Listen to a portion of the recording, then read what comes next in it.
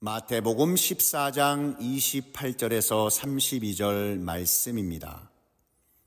베드로가 대답하여 이르되 주여 만일 주님이시거든 나를 명하사 물 위로 오라 하소서 하니 오라 하시니 베드로가 배에서 내려 물 위로 걸어서 예수께로 가되 바람을 보고 무서워 빠져 가는지라 소리질러 이르되 주여 나를 구원하소서 하니 예수께서 즉시 손을 내밀어 그를 붙잡으시며 이르시되 믿음이 작은 자여 왜 의심하였느냐 하시고 배에 함께 오름에 바람이 그치는지라. 역경 그 너머의 축복, 마태복음 14장 28절에서 32절 말씀입니다. 어느 시인에 흔들리지 않고 피는 꽃이 있을까요? 몰아치는 거센 바람에 흔들리지 않고 피는 꽃이 여러분 있을까요? 쏟아지는 엄청난 비에 젖지 않고 피는 꽃이 있을까요? 험한 인생을 살다 보면 누구든지 어려운 역경을 맞이하게 됩니다.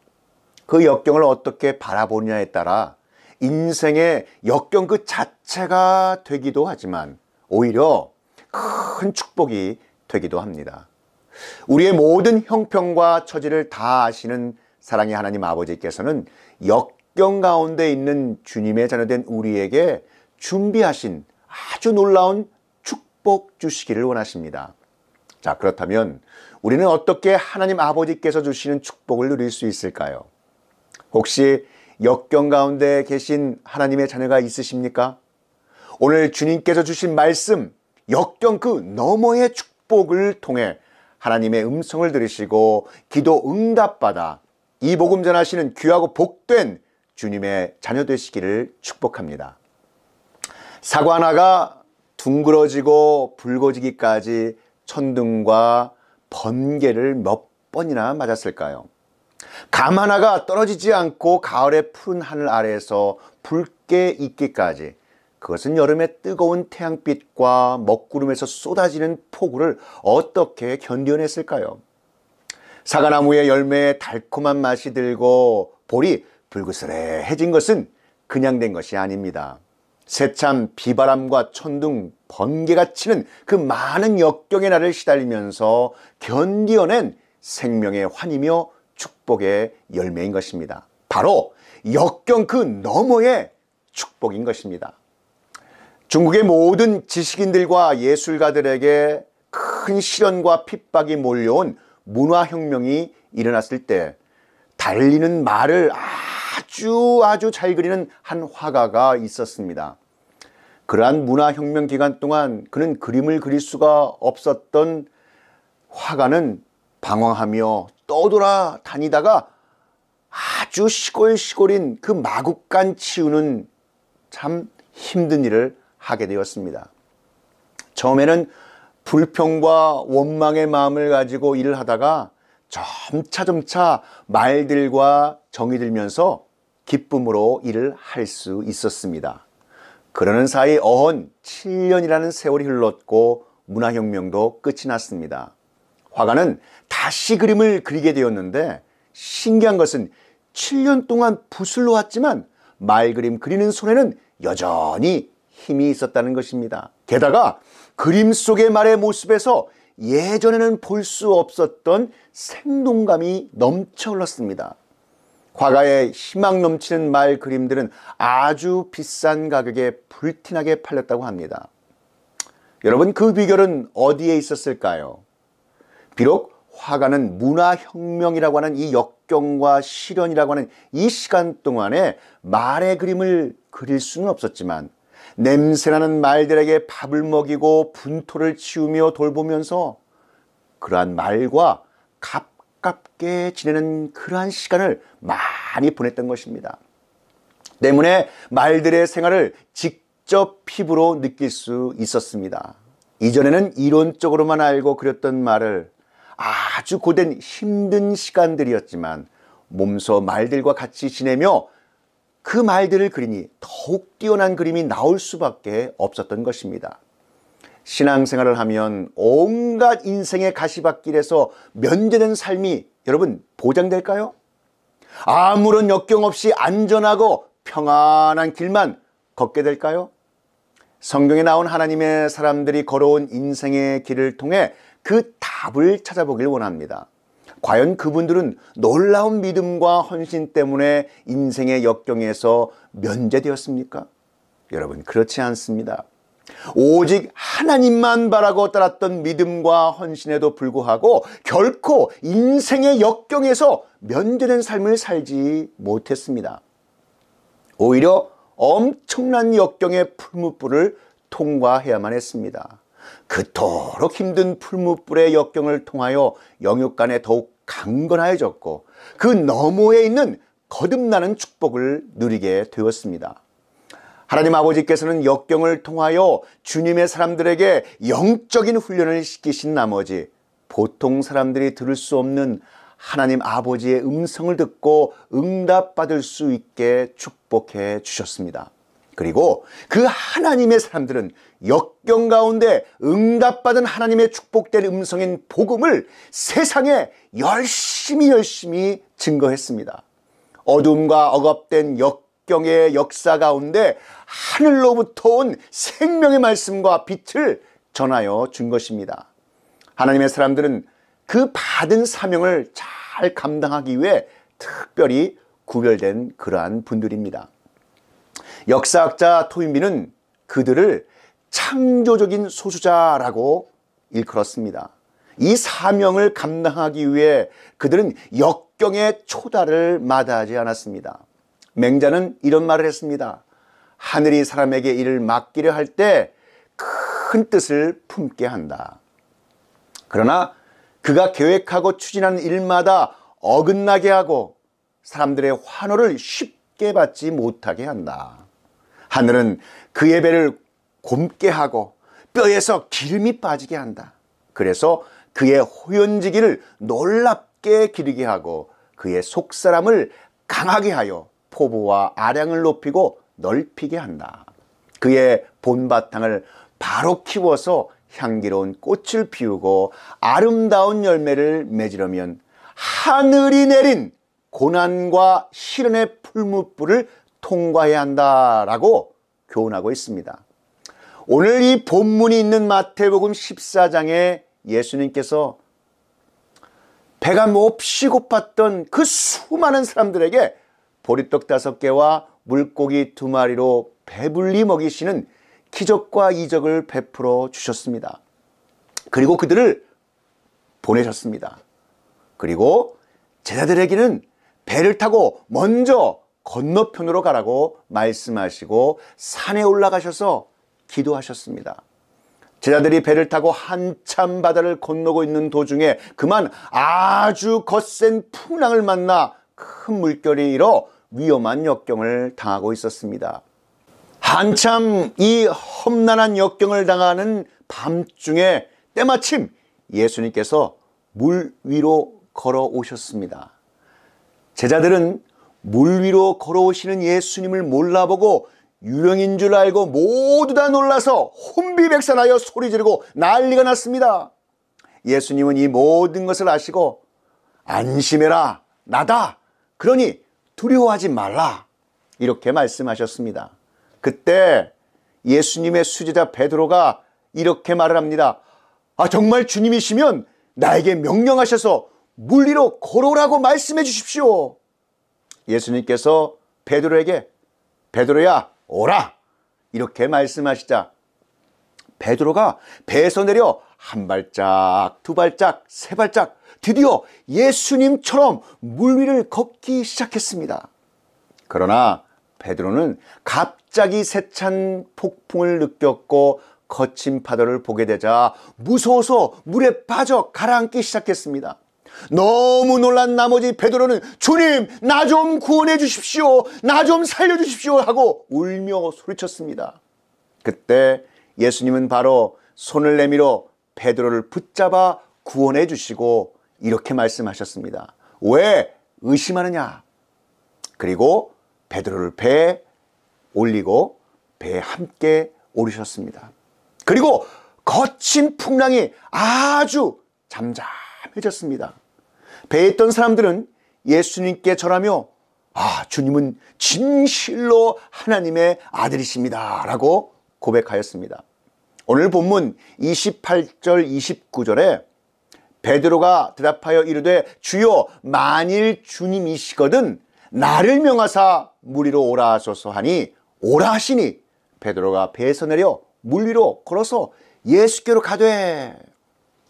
자, 역경 가운데 있던 그가 눈을 들어 예수 그리스도를 바라볼 때 기적이 일어나게 된 것입니다.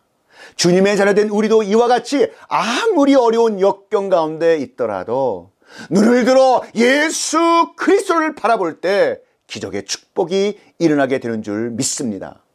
자, 그러나 예수님 이외의 역경이라든지 다른 것들을 바라보면 갑자기 기적은 사라지게 됩니다. 베드로가 눈을 들어 주님을 바라보다가 험하게 부르닥치는 바람과 파도를 바라볼 때 그만 물에 빠지고 만 것입니다. 예수님을 바라볼 것이냐, 바람과 파도를 바라볼 것이냐, 이 모습에 따라 역경 그 너머에 있는 주님의 축복을 누리게 될 것이냐, 아니면 그 역경에 빠지게 될 것이냐를 결정하는 가름길이 된다는 영적인 비밀을 깨달아 하시기를 축복합니다. 오늘 본문 말씀 30절에 바람을 보고 무서워 빠져가는지라 소리질러 이르되 주여 나를 구원하소서. 베드로는 바람을 보았습니다. 예수님을 보아야 되는데 왜 바람을 보았습니까? 똑같은 눈으로서 예수님을 볼 수도 있고 바람을 볼 수도 있는 것입니다. 예수님을 보면 기적이 일어나지만 바람을 보면 불안과 공포가 들어와서 물에 빠지게 하신 것입니다. 그래서 우리는 눈을 들어 바람과 파도 같은 역경을 바라보지 말고 항상 예수 그리스도를 바라봐야 한다고 성경은 말씀하시는 것입니다. 여러분, 물 위란 어디입니까? 그곳은 결코 안전한 곳이 아닙니다. 예수님만을 바라보며 베드로는 배에서 뛰어 내려왔습니다. 그가 지금 서 있는 곳은 바람이 일고 파도가 치는 바다 한복판입니다. 그때 베드로에게 두 가지 삶의 자세가 교차되었습니다. 신앙과 불신앙, 믿음과 의심입니다. 베드로의 눈에 예수님이 보일 때는 물 위를 걷는 믿음이 생겼지만 거센 풍랑과 파도만 보일 때 무서움과 의심이 생겼습니다. 여러분, 우리도 예수님만이 길과 진리와 생명으로 알고 신앙을 시작했습니다. 그런데 이제는 주위 환경이나 사람 때문에 우리 신앙이 흔들리기도 합니다. 교회 문제들이 나를 괴롭히기도 합니다. 예수님이 보이지 않습니다. 배로 돌아갈 수 없습니다. 그때 베드로는 예수님을 향해 소리 지르며 주여 주여 나를 구원하소서라고 외쳤습니다. 배에 있는 동료에게 도움을 구하지 않고 예수 그리스도를 구하고 찾았습니다. 사랑하는 성도 여러분, 우리도 베드로처럼 예수 그리스도께 기도하셔야 합니다. 성경은 하나님의 자녀된 우리가 눈을 들어 십자가에 못 박히시고 부활하신 예수 그리스도를 우리의 삶 속에 항상 바라보며 기도하며 기뻐하고 감사해야 한다고 증거하고 있는 것입니다. 항상 기뻐하라. 쉬지 말고 기도하라. 범사에 감사하라. 이는 그리스도 예수 안에서 너희를 향하신 하나님의 뜻이니라. 아멘.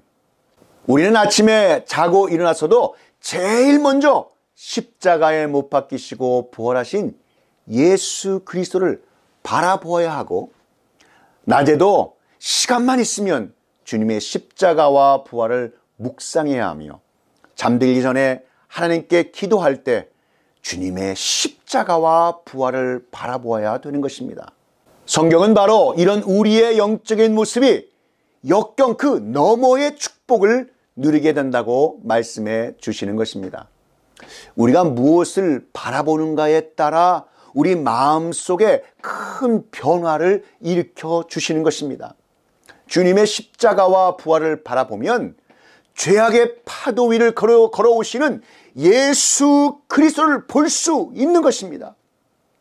세상의 죄와 불의, 절망과 죽음이 꽉 들어차 죄악의 파도에 우리가 빠져서 죽어가고 있을 때 예수님은 십자가에서 죄를 면하시고 부활의 축복을 가지시고 죄악의 파도 위를 걸어 오시는 분이신 줄 믿으시기 바랍니다. 죄를 짓고 불의하고 추악한 우리가 죄악의 파도에 빠지면서도 파도 위를 걸어오는 예수 그리스도를 바라보고 손을 내밀면 예수님은 우리를 끌어내고 이끌어 주시고 죄와 역경을 이기게 하셔서 부활 승리의 축복을 우리 가운데 허락하여 주시는 것입니다. 로마서 8장 1절 2절 말씀을 보시기 바랍니다. 그러므로 이제 그리스도 예수 안에 있는 자에게는 결코 정죄함이 없나니 이는 그리스도 예수 안에 있는 생명의 성령의 법이 죄와 사망의 법에서 너를 해방하였습니다. 아멘. 옛말에 이런 말이 있습니다. 파도를 만나지 않는 배는 없다. 인생의 험한 바다에서 상처 입지 않는 온전한 배는 없다. 우리의 생은 거친 바다를 향해 가는 것과 같다. 우리는 험한 파도와 싸워야 한다. 순조로운 항해는 없다. 우리의 자신감을 회복하고 다시 일어서서 거센 파도와 맞서자. 험한 파도는 노련한 선장을 만든다라는 말이 여러분 있습니다. 바다를 건너는 것이 목표라면 거센 파도와 맞서야 합니다. 하늘 높이 날고 싶으면 날개를 활짝 펴고 바람을 맞서서 위로 날아야 하던 말입니다. 그러나 우리는 인간의 힘과 능력으로는 이 험한 인생의 파도와 역경을 다 견디어내고 항해할 수 없습니다. 우리는 제한된 능력과 지혜의 한계를 가지고 있기 때문입니다. 예수님을 믿어 하나님의 자녀가 된 우리는 힘든 역경 가운데 탄식할 때 홀로 버려진 고아가 아니라 하나님 아버지께서 우리와 함께 계시며 우리를 도우시는 하나님을 바라보는 영적인 눈을 뜰 때 역경 그 너머의 축복을 누리게 되실 줄 믿습니다. 자, 여러분, 그렇다면 역경의 파도 그 너머의 축복을 바라보기 위해서 우리가 깨달아야 하는 것은 그럼 무엇일까요? 그 첫 번째, 우리의 고난의 현장을 뚫고 찾아오시는 주님이 누구이신지를 바로 깨달아 알아 주님이 계신 곳을 바라보며 그를 향해 나아가는 믿음의 결단을 해야 한다는 것입니다. 요한복음 14장 18절 말씀에 내가 너희를 고아와 같이 버려두지 아니하고 너희에게로 오리라. 아멘. 예수님께서는 칠흑같이 어둡고 폭풍이 치고 있는 바다를 걸어서 제자들에게 오셨습니다. 삼켜버릴 듯이 무섭게 넘실거리는 거대한 파도를 뚫고 역경당하고 있는 제자들을 친히 찾아오신 것입니다. 예수님께서는 하나님의 자녀를 역경 속에 절대로 홀로 두지 아니하시고 친히 그 역경의 현장으로 달려오시는 분이심을 믿으시기를 축복합니다. 예수님께서 사람의 몸을 입고 죄악된 세상 가운데 우리 위에 오신 것이 가장 분명한 말씀의 증거인 것입니다. 하나님께서 주님의 자녀들을 구원하시기 위하여 친히 역경의 현장으로 찾아오시는 분이신 줄 믿으셔야 합니다. 그래서 주님의 자녀된 우리들은 어떠한 역경을 만날지라도 두려워하거나 낙심할 필요가 없는 것입니다.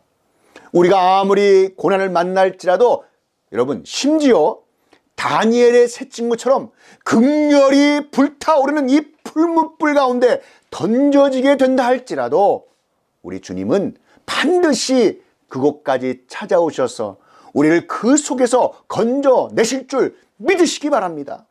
그러므로 사랑하는 성도 여러분, 어떤 역경을 만나게 되어도 절대로 두려워하거나 낙심하지 마시기 바랍니다. 그 역경의 현장 가운데 찾아오셔서 우리와 함께 하시는 주님을 바라보며 담대하게 역경 그 너머의 축복을 바라보시는 저와 여러분 되시기를 축복합니다. 두 번째, 그럼에도 불구하고 우리의 연약함 때문에 넘어지는 경우가 있다 하더라도 우리의 시선을 다시 주님께로 향하여 주여 나를 구원하소서라고 부르짖는 기도의 사람이 되어야 한다는 것입니다. 미가서 7장 7절 말씀에 오직 나는 여호와를 우러러보며 나를 구원하시는 하나님을 바라보나니 나의 하나님이 나에게 귀를 기울이시리로다. 아멘. 베드로가 믿음을 잃고 무서워하여 물속에 빠져들 수밖에 없었던 이유는 바람을 보고 예수님을 바라보지 않았기 때문이었습니다. 이처럼 우리의 시선이 예수 그리스도를 떠날 때 우리는 믿음을 잃고 역경에 빠지게 되는 것입니다. 역경 가운데 주님의 축복을 놓고 기도하는 주님의 자녀는 절대로 하나님을 의심해서는 안 됩니다. 그럼에도 불구하고 넘어져서 물속으로 빠져들 때 놓쳤던 시선을 바로잡고 오직 주님만을 향해 부르짖는 믿음의 기도를 할 때 주님의 손길이 우리를 꽉 붙잡아 다시 일으켜 세워 주실 줄 믿습니다. 사랑하는 성도 여러분, 우리가 당하는 모든 문제는 어떤 상황과 환경 속에 놓여지느냐 하는 외부의 문제가 아니라 우리 안에 예수님이 계시느냐 안 계시느냐 하는 우리 내면의 문제인 것입니다. 따라서 우리는 언제나 우리의 외부 세계 곧 환경과 상황을 바꾸려 하기 전에 먼저 우리의 마음속에 예수님을 모시고 바른 신앙생활을 갖기 위해 그 약속하신 말씀 꽉 붙잡고 기도의 자리에서 몸부림쳐 나갈 때 우리 인생의 배에 선장 되시는 예수님께서 어떠한 역경의 풍랑 속에서도 우리 인생의 항로를 순탄케 하시고 형통케 하셔서 믿음의 목적지까지 온전하게 인도하여 주실 줄 믿습니다. 어떤 인생 역경의 파도가 친다 하더라도 그 너머에 준비하신 축복을 바라보시며 승리하시는 하나님의 모든 자녀가 다 되시기를 우리 구주 예수 그리스도의 이름으로 축원합니다. 이제는 우리 구주 예수 그리스도의 구속의 은혜와 만극하신 하나님 아버지의 그 크신 사랑하심과 성령 하나님의 감화 감동 위로교통 충만케 하심이 역경의 파도 그 너머의 축복을 바라보자 이 진리의 말씀이 선포되는 곳곳마다 이제로부터 영원히 함께 있을지어다.